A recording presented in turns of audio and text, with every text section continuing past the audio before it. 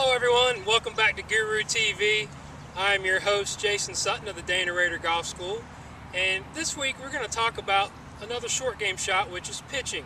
I know in the past we've talked about the basics of the pitch shot, the setup and so forth, the stroke, but today I'm going to take it to another level and talk about two different releases that you can use with your pitching shots. They're going to create a different shot and help you to get the ball close. The first one is what I call the hold release, or the underhand release. If you can pan in on that a little bit, Dougie, I want them to see, I'm going to do this really slow, is when you come into the golf ball, we want to make sure that the handle's leaning forward, the left wrist is flat, and we have no rotation of the forearms. It's strictly body rotation. So often people call this a body pitch. So you can see very little hand action here. All I'm doing is turning my body, keeping my arms connected, all the way through the shot. It's kind of a hit and hold type of deal. The second one is what I call the rotating release. And this is really great for if you want the ball to run a little bit. Say you got a back pin, you got a little bit of green to work with, and you don't want the ball to check up and stop, because we want that ball to come out with a little bit of overspin. And it'll look a little more like this. I'm going to do it really slow as it comes in.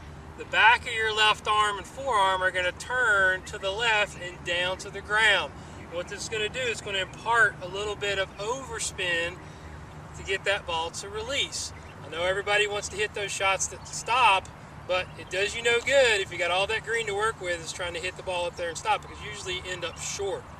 So here's what they look like. I'm going to hit a couple shots for you. So here's the first one.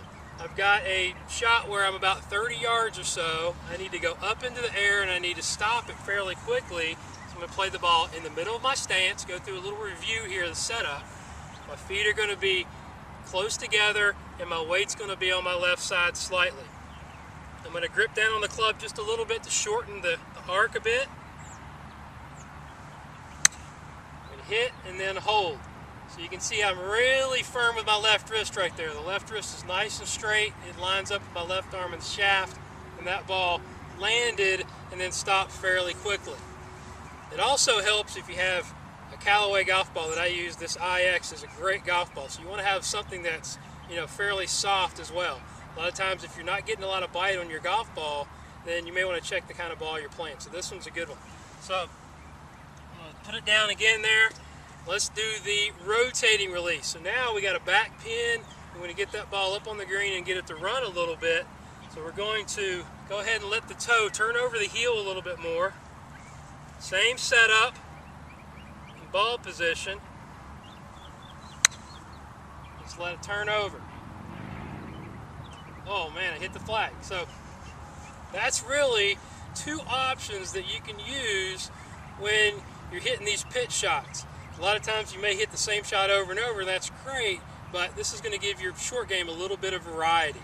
So keep the questions coming. Thanks for visiting the blog. GolfGuruTV.com has really been doing well. I hope that some of these tips help you, and I will see you next time on Guru TV.